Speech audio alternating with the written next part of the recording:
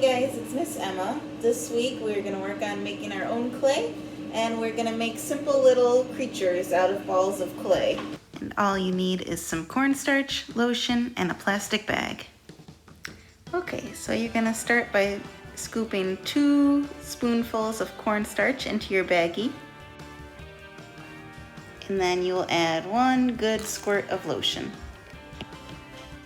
Then you'll close your bag and start kneading the ingredients together. If it's too dry, add more lotion. If it's too wet, add more cornstarch. Then you can start to knead it with your hands, get it all worked together. And then we're actually going to separate part of it. Take a big chunk for the body of your creature and roll that into a ball in your hands. Get it nice and smooth. Set that down, and then we'll grab a little chunk for the head.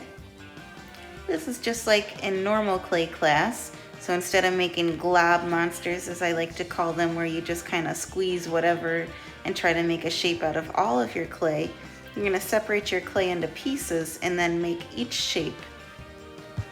Use the lotion like we would use slip in class. So that's going to help hold your pieces together.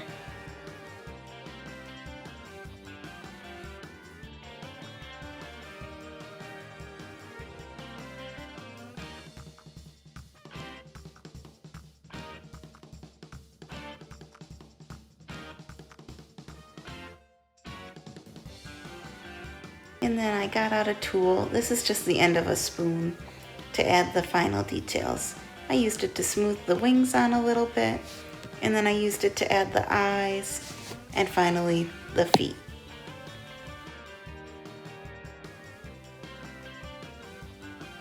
Here are my finished creatures. I can't wait to see yours when we talk on Zoom.